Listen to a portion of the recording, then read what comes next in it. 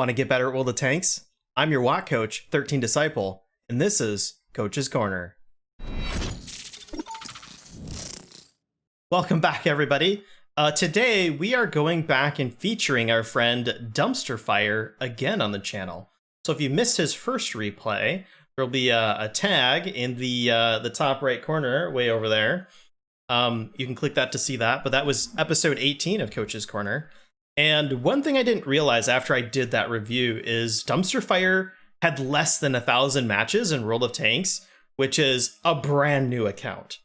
And I felt I may have been maybe a little bit harsh on some of the pointers that I gave him. So I wanted to feature him again and sort of talk about what you should do when you're brand new to World of Tanks. So before we get into some of those tips, let's just go over the minimap and talk about where are the best tank destroyer positions on Airfield here. So one thing I want to point out is our friend Dumpster Fire did finally get the top turret and the 90mm gun, so he is running a fully upgraded Jackson here, which is great news. But let's take a look at this minimap. Okay, from Airfield is not one of my favorite maps, and I'll explain why. Because you kind of have this line that goes down the middle of the map, and typically the first team that pushes across this line usually loses. The team with the initiative loses, usually, not always, but usually on Airfield. And that's because there's no area for you to push where you only engage one-on-one or in one direction with an opposing force. Any area that you go to attack or push through, you're always going to be exposing yourself to multiple angles of fire. So usually what you end up doing is waiting for the other team to make a move, which in my mind is really bad map design. I'm not sure how it would fix Airfield. That's beyond the discussion on this one. But let's talk about the key tank destroyer positions. I'm going to talk about the top 3 that I usually take on this map. The first one being up here. There's a couple of bushes. It's an elevated position. It's exposed to artillery, but you have decent coverage. You can basically cover the entire line. Well, more like this whole area along here. Okay. You can actually snipe through this little gap right here. So if any of the red team heavies get a little too cheeky out here, you can punish them through that angle. And then you also actually have pretty good shots on this ridge line out here in this area. So because this location here supports multiple areas, meaning this middle, or if they cross over here, you will have shots into this crossing. You support the heavies from here. There is a very slim angle through here, but for the most part, this rock here obscures most shots in this crossing area, but you can still support anything that gets spotted out in these rocks and bushes out here. That's usually my number 1 choice. The number 2 choices, and I'd say they're probably about equal, there's an area right out here that gives you access to heavies that are crossing from the red team that are going this way, like this. So that's pretty good at holding that flank with your heavies. And then there's also a position you can take up here in these bushes right here, which gives you pretty good coverage over the entirety of this area here. And if you poke far enough down, you can actually get shots into this nest up here. Yeah, I know there's some other positions like in here that you can set up. You could set up over here. You could even set up over here. But those are the 3 main ones that I like to sit at, are 1, 2, and 2. So one thing I want to point out is if you guys decide to choose this B-line area and you're going to support heavies through this area here, you don't want to take your shot as soon as you can. The best thing you can do, and hopefully your heavies are playing this way, is you want to wait for the red team to actually push too far forward. Okay? Your goal is to at least be able, if you're not shooting a really big gun, at least be able to get 2 shots in for this guy extending too far. You actually want to allow him to feel safe. If you're out here by yourself, you obviously can't control a teammate shooting him. But if if he feels safe and starts pushing out, you can actually start firing after he's overcommitted down in here, and you'll have shots the entire time he's reversing his tank to get out of that position. And if you play these bushes right, he'll never spot you. Okay, with that said, that's the minimap, and that's usually where I would take this vehicle here, but we can still go over the player panel.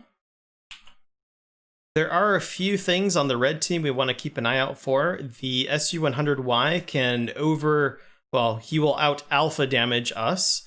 The Hellcat has the same alpha. I think the P-43 does as well if he has the top gun.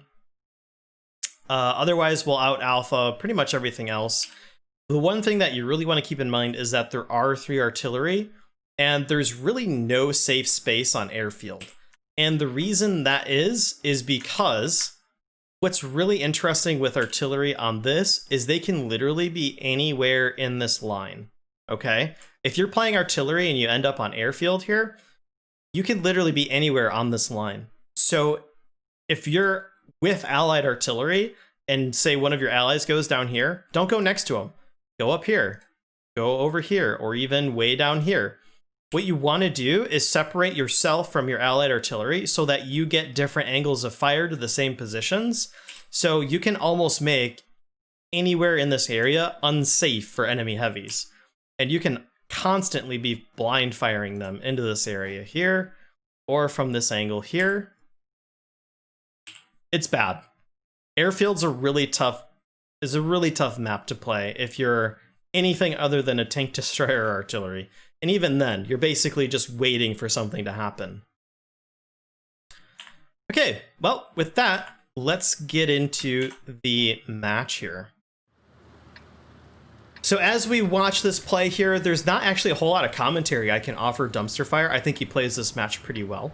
But let's talk about some of the key things that you should be doing or trying to do when you're brand new to this game.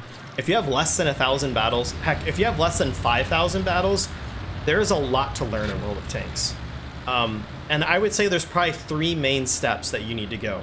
The first thing that you need to learn in World of Tanks, absolutely essential, that everything else will build off of if you ever want to become good at this game, you have to understand the game mechanics. Number 1, you have to understand the game mechanics. First thing you have to understand is how penetration works in the game.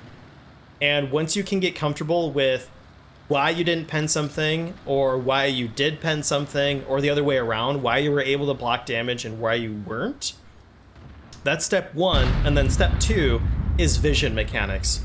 Vision mechanics are extremely important to learn in World of Tanks, and we can actually talk about that right now. So we can see Dumpster Fire is right here in this bush line, and I would say in tier 5s, it's not super important right now, but in higher tier gameplay, this is going to become super important.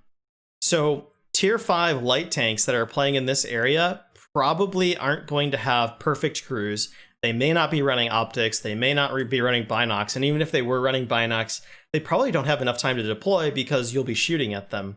So right now, it's not a huge problem to be in these bushes, because even though you'll break camo when you fire, you won't be spotted because you're so far outside of their vision that you probably can just shoot on them with impunity. However, let's say they do have max view range, okay, and you are within spotting distance of them. Any bush that's within 15 meters of your vehicle, if you fire your gun, you will lose the camo benefit that those bushes are providing you. So what you want to do is actually drive backwards behind these bushes until they become opaque. Once the bush is opaque in your sniper view, that means that it is beyond 15 meters of your vehicle. You cannot see through that bush, but assuming your allies are providing vision, like in this case, you don't need to. And when you fire, that bush will continue to provide a camo bonus without lowering or eliminating it from the firing penalty. That's why vision mechanics are so important. When you can do damage without receiving any in return, that's hugely important for winning games. That is how you win games, is out-damaging your enemies, and it starts with vision mechanics. So anyways, let's keep watching this match here. Our buddy is lobbing some of these 90 mil shells across the map. This is good gameplay. Just keep supporting your allies. Your A20 looks a little overextended. However, if the A20 hides from the Type 58 and they go to dig him out, you could potentially get supporting damage there. This is good. We're just looking for damage whenever we can. So I would say the first thing you need to do is always look for understanding game mechanics. Once you can play a full night of World of Tanks, assuming you play more than one battle at a time, if you can come away from a night of World of Tanks and not really have any of your matches where you're scratching your head going, how did he spot me? Or how did I not get this penetration? Once you've come away with an understanding of the game mechanics, where there's always going to be flukes here and there, but for the most part, as long as everything that happened in the game made sense to you, given how the game works, then it's time to start on the next two steps. And the next step, that was an unlucky accuracy roll. You can pen his entire tank. You don't even need to aim for weak spots on that one. Same thing here. That was unlucky. You hit the spaced armor, and then it went over the hull of his tank. Actually, that's why that was a critical shot, no damage. You hit the spaced armor, and then it went through over the hull and didn't actually penetrate the hull of his tank. Anyways, I digress. So what you want to do after you've got a good, firm understanding of the game mechanics is to start mastering your one-on-one tank matches. So you want to be able to angle your armor for an advantage, and you want to be able to use vision mechanics to your advantage, like I was just explaining here. So once you understand the mechanics, you can then start to play your tank to give you an advantage. So if you go back and watch episode 18, I explained some of those things where when he was angling his tank and he went up on the ridge, he actually made his upper front plate flatter, which made it easier to penetrate. This also goes with, face-hugging enemies and that kind of thing.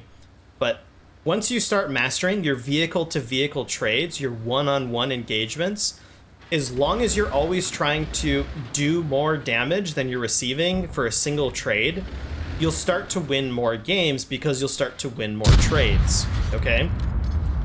Once you get pretty good at that, where you're making good trades, meaning when I'm doing damage, I'm not receiving as much in return, beyond that, then you can start looking at vehicle to objective trades, meaning really, really good players with high win rates, they get there because they make the tanks around them better.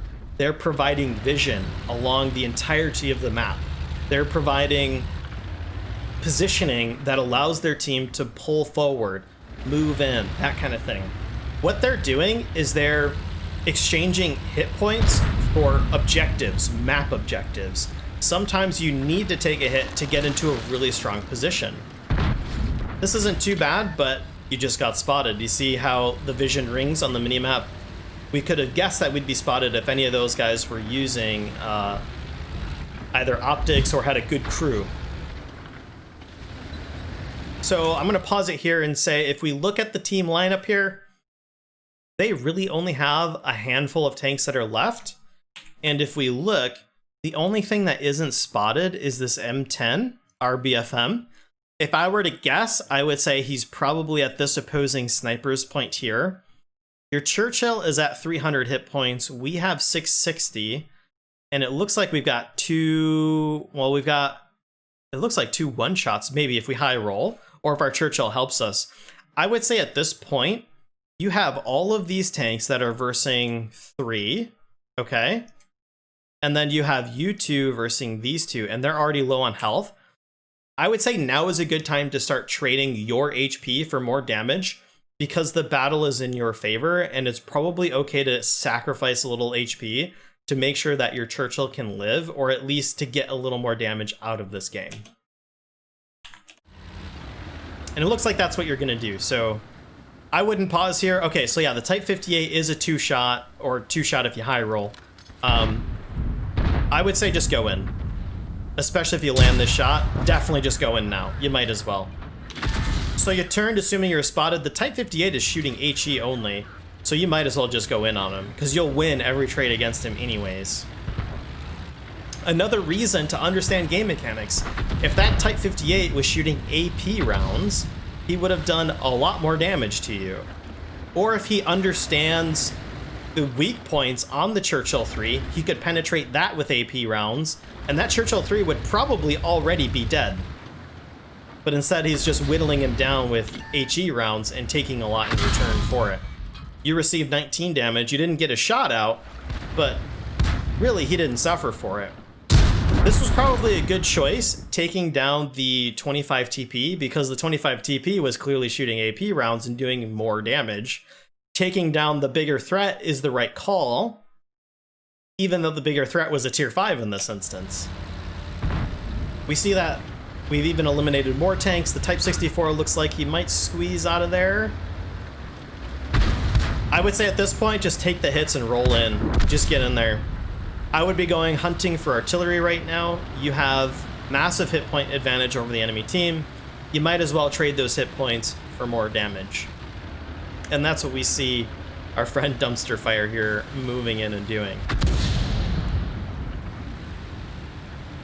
Yep, that Type 64, knowing that he's on the losing battle, is thinking, I just want to do more damage.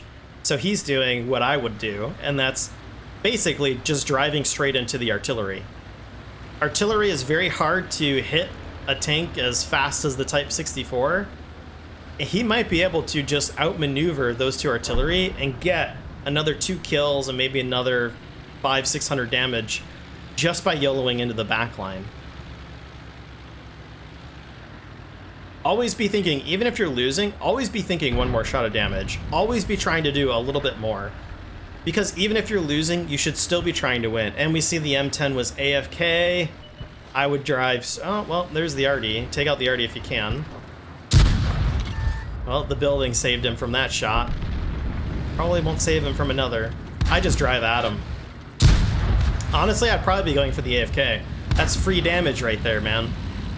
Even if the artillery hits you, use your health kit and you're good to go. Well, there you go. He's toast now. And now our T50 is getting the farm on the M10. That's alright. He didn't have a lot of hit points anyways. You might as well just go after him. He's not moving. And we nail the kill shot. Dumpster Fire, this was a absolute rout for you. You finished off 4 vehicles and managed a good 1,200 damage. What is that? Just about a little over 1,300 combined, which is pretty good. And now we're just going to outcap, and it looks like, yeah, the Type 64 YOLO'd for the rest of the RD. Doing God's work, Type 64. Alright guys, so I hope that this sort of...